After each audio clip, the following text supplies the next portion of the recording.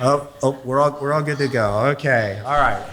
So we're gonna start this all over. Pretend I said nothing, and I'll go back and thank Kathy and Aaron and the organizations for inviting me here. And you can see I'm going to talk about organic acidemias and some work we've been doing towards new therapies. So here are my disclosures: some research funding and some consulting work that I do. And now we'll go back to the analogy of the blocked water pipe. So inborn errors of metabolism are like a blocked water pipe. What your body is supposed to do is it's got chemical pathways, and it has to turn one chemical into another chemical, and it uses an enzyme to do that, a specialized protein. And if you block that pipe, you have two possible problems. One is you have a deficit of what's supposed to come out of the pipe, water, and so you don't got no water in your bathroom. But what also can happen is that you have a backup behind the pipe, and things go where they're not supposed to be. So now the water's in your basement instead. So we have to look at the treatment from both sides of the problem. So for organic acidemias, here's one of the main pipelines that we use and we think about, the starting with the three amino acids: leucine, isoleucine, and valine, and I don't have methionine and threonine here for those of you with PA and MMA, and I don't have lysine in here for those of you with GA1, but you get the idea, and you can get breaks in any of these pathways. Let me grab a laser pointer here. You can grab in any of these pathways, and you can see any place where there's a box, there's an organic acidemia.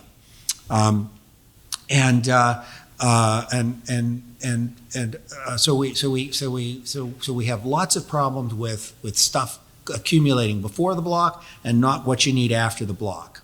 Isovaleric acidemia, which is what I've spent the longest time in my career working on, is due to a block in this enzyme here called isovaleryl-CoA dehydrogenase. And in this disorder, the problems are mostly related, it seems, to the chemicals that accumulate behind the block. So this is a classic toxicity disease. The things that accumulate cause damage. And so our focus is going to be on how we can keep that from happening.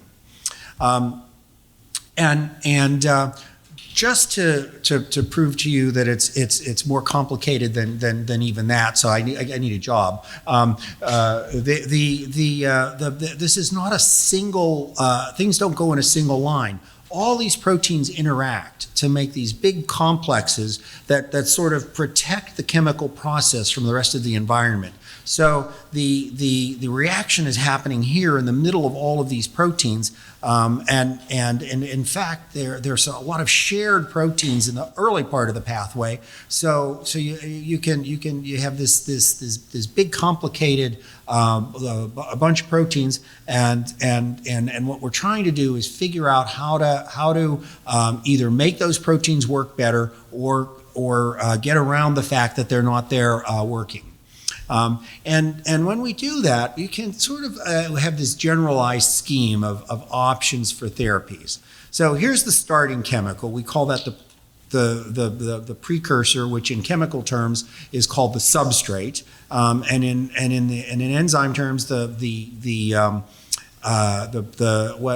substrate is turned into a product. So this is the crux of what we're dealing with. And if you block that, that's carried out by an enzyme. If you block that, you can have the problems that we talked about. So how do you keep that? How do you get around the problems? Well, you can keep the precursor down. That's what we do with diet. We try to give you less of the thing that your body or your child's body can't metabolize, and that's reducing the precursors.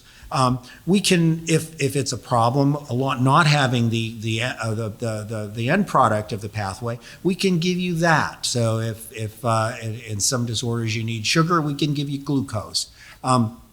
We can get rid of the things that are accumulating, the toxic compounds, and if you're really sick, sometimes that's dialysis.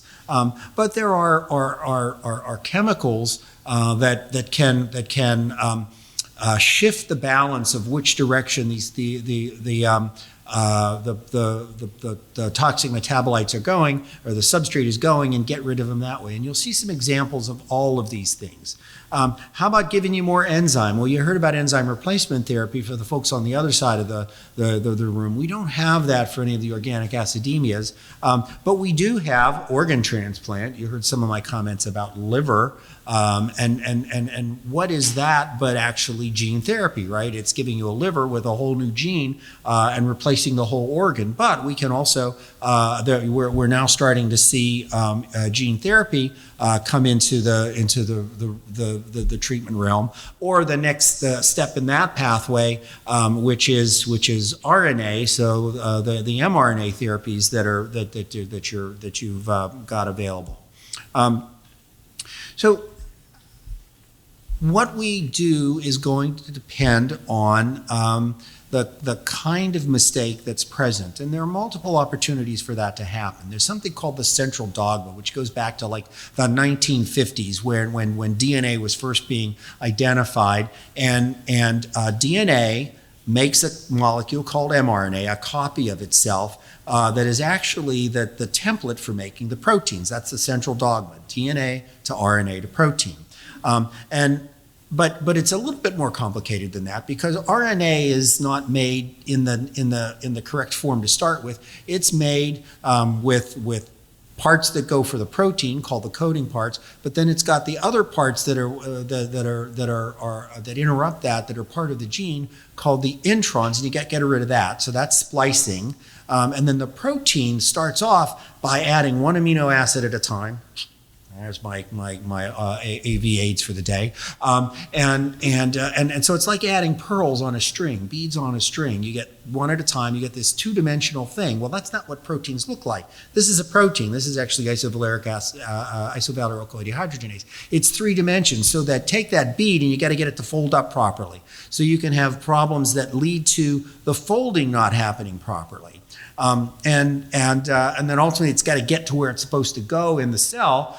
So sometimes for many of these disorders, that's actually inside the mitochondria rather than in the cytoplasm, the main part of the cell where the protein is made. So you got this issue with getting things where they need to be. So you can in addition to working on all of those parts of the pathway that are based on the chemicals that are accumulating, look at the problems in the protein that are happening. So I'm going to talk to you today about some work that my lab's doing on isovaleric acidemia, on DL2-hydroxyglutaric aciduria, on glutaric acidemia, and on PA and MMA. So it's a little bit of a whirlwind tour, and then I'll refer to some of the things that you're going to hear later this afternoon, or what you might find out in the hallway. So one of the things that is very, very useful for us are the biosamples that I hope you all are donating out there today. Those are cell lines that we get from patients, and what that does is it gives us something that we can work with in the laboratory to help study the biochemistry without having to number one, have the patients in front of us, but number two, to make it a little bit more simple, because the whole body is just too complicated to work on, at least at the first time. So we have I have actually about 1,000 cell lines in my biobank after 35 years of doing this, and that's from folks like you. And every time I get a new drug or something else I want to test, I pull cells out of the freezer and I test it. So these are 3 cell lines for isovaleric that I pulled out to test some things that we wanted to look at.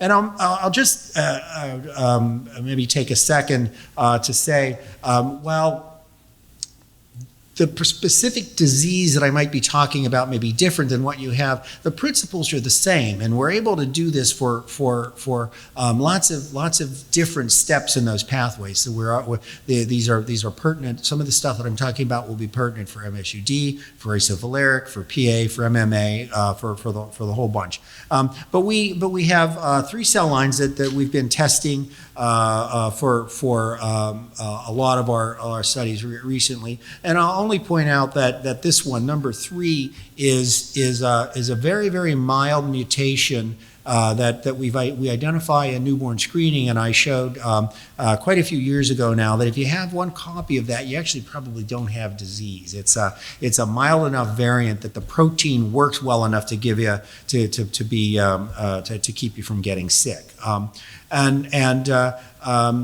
Remember, I said you can have a problem at any of those steps in the pathway. Well, that second mutation is one that makes the protein unstable. In this kind of an experiment, the black lines show that the protein is there, and the density of the line shows you that how much of it is there. And so you can see in this one, this patient has a little bit of a decrease in the amount of IVD protein that's there, and this one does as well. This one's missing it completely. And so there's something about the mutation that's causing it to the protein not to get made properly, because it's not something that affects either the production of the RNA or the splicing of the RNA. But I'll also point out that what you can see here is this is the enzyme that makes the next step in the pathway. And it's decreased as well. And so part of what we also have to consider is that if you make a mistake in one protein, you might have multiple steps affected.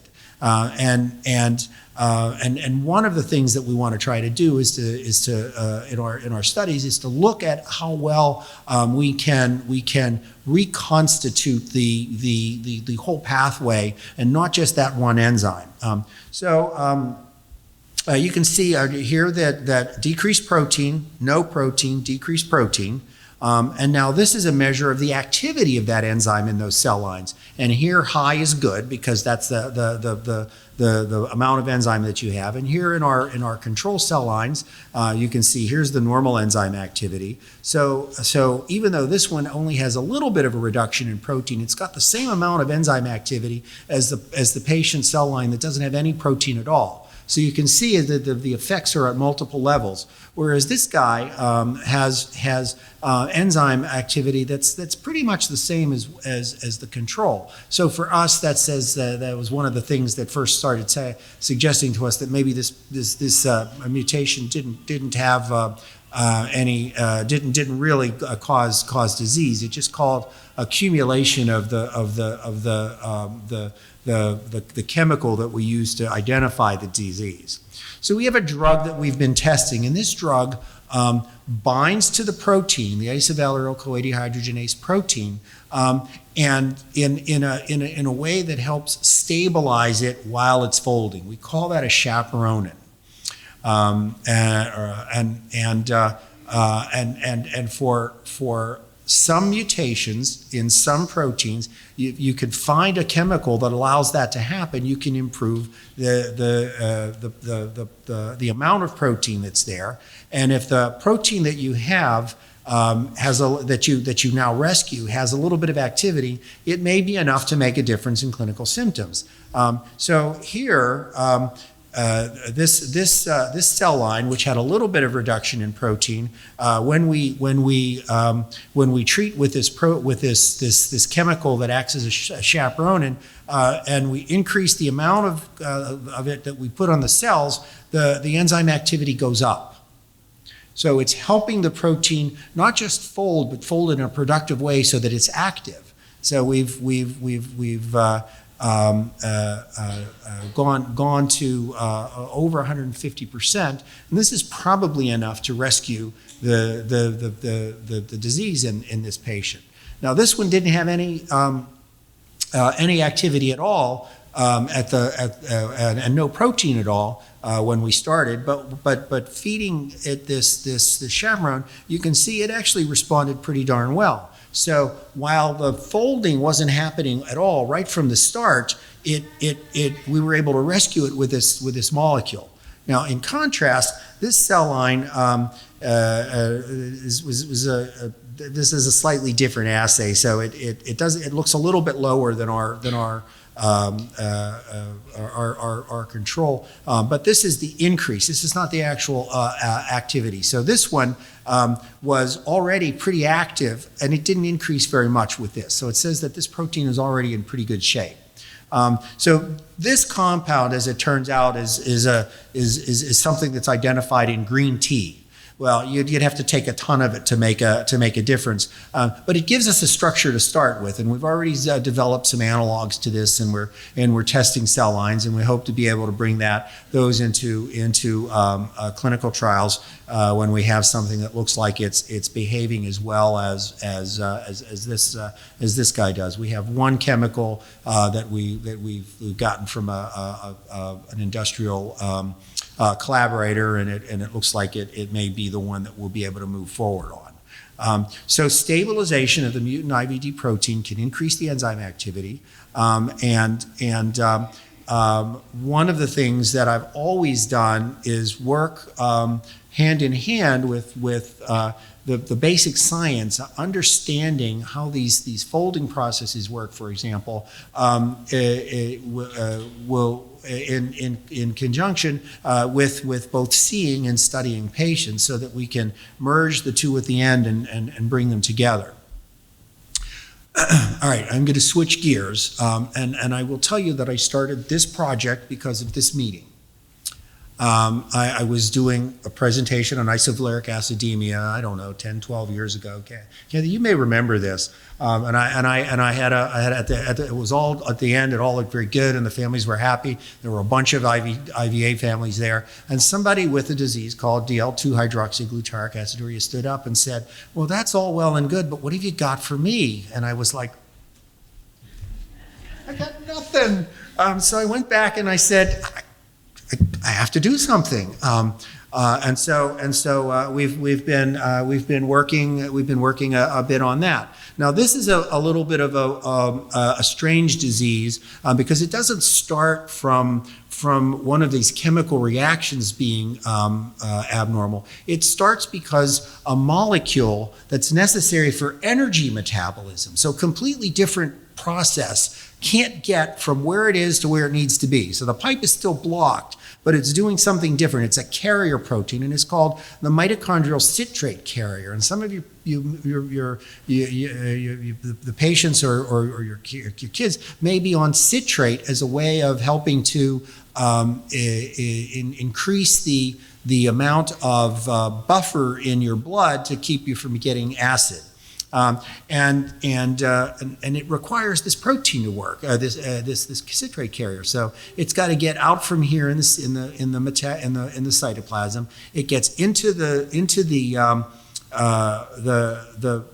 mitochondria, and actually that's a different protein. And then it needs to get back out. If there's a lot of citrate is a molecule that sort of helps signal the energy signature of the cell. When there's a lot of energy, you make a lot of citrate. It goes out into the rest of the cell from the mitochondria, and it makes lipids. It makes the fats that are critical to the structure and function of the cell. And so anybody who has a defect here can't do that. And so here's a problem where you have a backup into the mitochondria because the citrate can't get out, but you also have a deficit of what's going down here. What's going out here, these lipids. And those lipids are critical, it turns out, for normal brain development. So these patients have devastating neurodevelopmental delay. The worst case, they don't develop at all. And so they're really devastated. And they also have a problem with energy metabolism. So they have a problem with something called lactic acidosis because they're not and then there's probably a second a problem inside the mitochondria is that this compound, what happens, you gotta follow the arrows. Citrate backs up to something called eventually, I can't see where it is here, 2-ketoglutarate right here.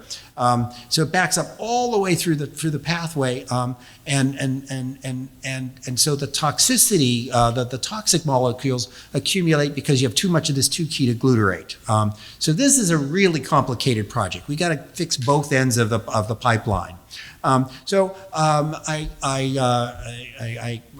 a number of years ago now diagnosed a new patient. I'm not going to read all these slides. I'll just tell you he ended up having DL2 hydroxyglutaric aciduria. We identified his mutations just using standard clinical testing, and because I had already felt bad about my most recent encounter here at the OA meeting, I said, okay, we're going to do something. So we looked at some cell lines from this patient, and here's another technique. This is something that looks at a cell's ability to burn oxygen. Remember, you burn oxygen, you make fuel. That's life. And in this kind of a tool that we can measure the oxygen burning in the cells under a variety of different conditions, high is better. So you can see that we had two different patient cell lines here, and in every condition we used, they were worse than the control cell line. So that meant these cells were not making energy properly, and that's what we figured would happen. And if we gave them citrate, because one of the possible treatments for this disorder was citrate, because, well, if you don't have enough citrate in the cell because it's being backed up in the mitochondria, maybe we could give you some citrate. And that made it even worse. So here, this is that same experiment, just pull the pieces out individually, and you can see when we treated with citrate, they got worse. And so we were pretty sure that citrate was not going to be good for these patients. In the meantime, one of the neurologists who used to work in Pittsburgh moved to a different location, and the patient followed them because they liked her, and the metabolic docs there sort of got it in their head, well, maybe we should treat these patients with citrate because we're going to fix the citrate, right? Well, they didn't ask me about it. They did. They tried it, and the patient got much, much worse. So we got this patient back. We put him in the hospital. We took the citrate out. Patient got better. So citrate is not something we want to do in here. But we still don't know what the primary problem is. So now we're looking at do we have to get rid of the DL2 hydroxyglutaric aciduria? Is that the cause of it, or is it just an effect? Is it just something that's showing us what's going on? So which is the chicken and which is the egg? One of the nice things about being in this business is we take care of all kinds of patients, and we take care of patients with a group of disorders called the urea cycle defect. And it turns out that we've been using for decades a drug whose mechanism of action is reducing that 2-ketoglutarate. The molecule that's backing up behind citrate and being turned into the DL2 hydroxyglutarate. It's called phenylbutyrate. We use it in the urea cycle defects where buildup of ammonia is the problem, because what it does is it's metabolized into something called phenylacetate. That binds one of the amino acids, glutamine, and it makes this compound, phenylacetylglutamine. Well, why does that help? Well, glutamine is made from glutamate, which is made from 2-ketoglutarate. So this is a sink that pulls 2-ketoglutarate out of a cell, and we hope out of the mitochondria. So we went back to our cells and we treated some of them with phenylbutyrate, and it's a little hard to see this, first of all, if you try to measure the phenylacetylglutamine in a cell without phenylbutyrate, you don't see anything. So here you can see in patient cells treated, this goes way up. And because it's buried down here, what you can see is that the 2-ketoglutarate drops, and the 2-hydroxyglutarate, the toxic molecule, drops as well. What does that do for the cells? Well, here where the higher is good. Here's one patient cell line. And we treat it with an increasing amount of phenylbutyrate, and it improves the energy in that cell. So we're fixing the second half of it. It also improves the ability of cells to do fatty acid oxidation, one of the other energy pathways in the cell. So it looks like we're doing a great job on the energy. What about the other side, that inability to make the lipids that we're talking about? Well, citrate comes out into the mitochondria, into the cytoplasm, the rest of the cell, under high energy conditions, and makes malonyl-CoA. That's the starting point for fats in the cell. If citrate can't get out, you can see that in patient cell lines, you can't detect it. You can't detect malonyl-CoA, as opposed to what you see in the control cell lines. When we treat them with phenylbutyrate, patient cells with phenylbutyrate, they normalize. So now we think we've got a dual mechanism of action that will fix the energy, that will allow fats to be made properly. And when we look at those fats, what you can see is the red here are the patient, the black is the control, and the green is the patient treated. So all of these fats that we look at through a technique called lipidomics,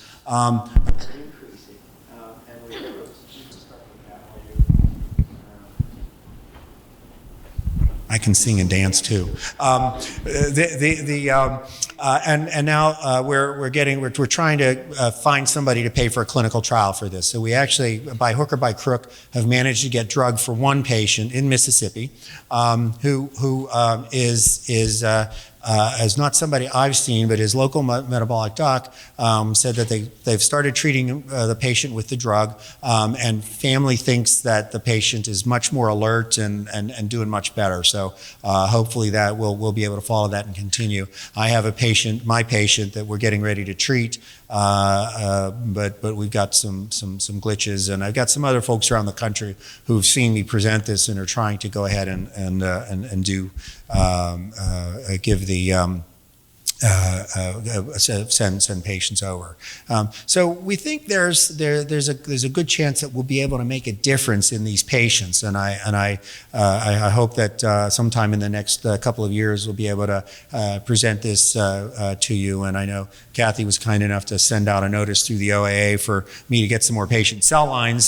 So we're moving this project forward. So you all can take credit for the folks who were here 10 years ago who gave me grief and you know we're moving ahead. Remember, this is DL combined 2-hydroxyglutaric aciduria. There's a group in France that's been working on a treatment for the D version of this. It turns out there's a cancer agent that inhibits a different enzyme that looks like it's doing pretty good work for this one. So no one yet in this country looking at that, but I would love to be able to get that over here. Okay, shift gears, PA and MMA. CoA Therapeutics, and I'm just going to talk about the ones that you probably haven't heard much about yet, because and others will be talking about some of these other ones. CoA Therapeutics is out there, so please go talk to them. They have one of the problems in PA and MMA is that the block in this pathway leaves you with a deficit of something called succinate or succinyl-CoA, and you need that for that energy cycle to work. So here's a problem where you have probably toxic metabolites accumulating, but you also have a secondary deficit in energy because you don't have enough succinyl-CoA being made. Part of the toxic part of this is that the propionyl-CoA interferes with another enzyme that makes acetyl-CoA, which is another key energy molecule in the mitochondria, plus for a lot of other things. And so the CoA therapeutics molecule interferes with the ability of propionyl-CoA to interact with this enzyme, increases the flow of acetyl-CoA, probably decreases the propionate by a little bit, but maybe not, but gives a way of restoring the TCA cycle. So it's been well tolerated in healthy controls, and we're just getting ready to start a phase 1 trial, PA and MMA. And the nice thing about this trial is that it will be open to patients who have already had a liver transplant. So we can look at what's going on in the rest of the body, regardless of what's happening in the liver. So this will be where I think we might be the first site opening up. I've been working with them to develop the study. This will be, yes, yeah. Now the final piece here, I'm going to tip my hat to Dr. Venditti and shortcut by saying he can talk to you a lot more intelligently about this than I can. But his group just published what I view as a really seminal paper, something that we have to really all look at very, very carefully and think about very carefully, because what he showed is that proteins don't always work by them as just the amino acids that are put on. They can be modified, and those modifications can upregulate and downregulate the protein. And a lot of those modifications are based on the level of CoA intermediates in the cell. And so in diseases like MMA and PA, where you've got high levels of propionyl-CoA and high levels of methylmalonyl-CoA, what Dr. Venditti has shown is that gives you an abnormally high level of amino acids that are modified by these chemicals and can interfere with function. And so this now is true probably for glutaryl-CoA. It's probably true for malonyl-CoA. It's probably true for almost any CoA that accumulates in the cell. So he's going to tell you, I hope, about some of his work that demonstrates that and how to get around it. But the bottom line is now we have a different readout that we have to look at. So you can look at propionylation or methylmalonation of proteins in the mitochondria versus succinylation and see whether or not your chemicals, your test drugs, are changing those levels. And so we've been trying to design a bunch of I built a drug called triheptanoin, which bypasses the block in long-chain fatty acid oxidation disorders, and that got approved a couple years ago by the FDA. And we've been trying to use some similar approaches to generate molecules that will improve the succinate level inside of mitochondria. So with the idea that even if you have excess propionate or propionyl-CoA and methylmalonyl-CoA in the cell, that maybe you'll be able to outcompete that by giving more succinate directly to the cell. And so this just gives you a quick example of one of those. Here you can see a liver from a patient with propionic acidemia, where an antibody that measures propionylysine, one of the amino acids that gets propionolated in patients, and it lights up green. So here you can see this is very green, I'm sorry, that one's the succinyl. So this is the succinyl. So it's very green, so normal succinyl. And in the PA patient, a lot less succinyl-CoA, succinylated proteins. And when we treat with our compound, what you can see is here in now the dots here are the propionyl in the control, so it's just a little bit. But in the patients, it's bright green, so abnormal propionylation, as Chuck has already shown. But we can treat with our compound, and what you can see here visually that the succinylation increases in cells compared to treated compared to untreated, and this just shows you that there's an increase there. It also does stabilize some of the other proteins that are affected in here, and I'll just point to you to a couple. Down here and up here, you can see that this is one of the energy proteins. It's decreased in patients, and as we increase our compound, not only are we increasing the succinylation, but we're stabilizing the energy complex here. Dealing with secondary effects rather than primary effects, and then the question is going to be, how does that affect the body, and to do that you have to go in to start looking at animal studies. So there are some additional things that are going on. These are all represented out there except for the Agios, who are building a molecule that will block entry right at the very top of the pathway, so that it'll stop products from anything from leucine, isoleucine, and valine from getting through the pathway. So it can't be 100% because you got to get some flux through the pathway. But their compound could be a treatment for MSUD, for IBD, for PA, for MMA, all of the things that we've been talking about. So hopefully we'll see that come through in the next year or two. But in the meantime, these guys are all active, and you can see them out there, and you'll hear a little bit from other folks about it. I'm not going to spend too much time talking about glutaric because we got a slow start, and I want to give the other to turn this over to the other speakers. But we're also working on that. So this is from lysine to glutaric acid. And one of the other ways that we've been working on these inborn errors is, as I said, to try to upregulate the amount of protein that the cell makes. So there are a bunch of compounds that sort of coordinately increase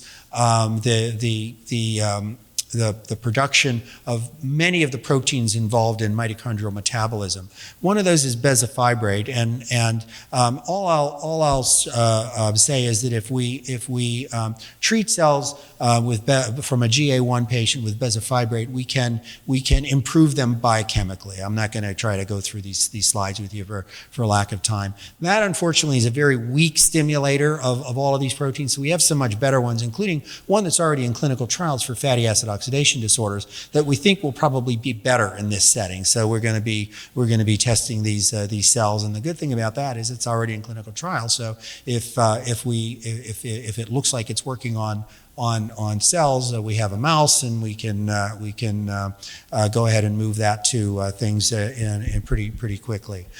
So I'm just going to. This is one of our, I think, our first patient in the Hemashare trial, and I have permission to use this for mom. And if you can't read it, the thing says. PA trail or something like that. I can't remember exactly what it says, but he's doing the PA trial in PA, so kind of cute. And you just got to, if you have hesitancy about clinical trials, understandable, but think about it very carefully, because it doesn't get to this point without having a lot of data behind it that suggests that it could work. And so talk to your doctors, think about clinical trials. For those of you with PA and MMA, my gosh, think about it. 5 years ago, we had nothing. And there's a half a dozen things either in clinical trials or very, very close to being there. So without you, we can't get those drugs approved. And so please consider doing part of that. And with that, I just will say, I don't do any of this work. That's my lab and my clinical research team. I just take all the data and put it together. So thanks. I'm happy to. Well, hopefully I do a little more than that, but I have to pay for it all, of course. It takes quite a few $1 million a year to keep all this going. At our lovely Children's Hospital, and I'm happy to take questions if there's still time. I can't remember where we are.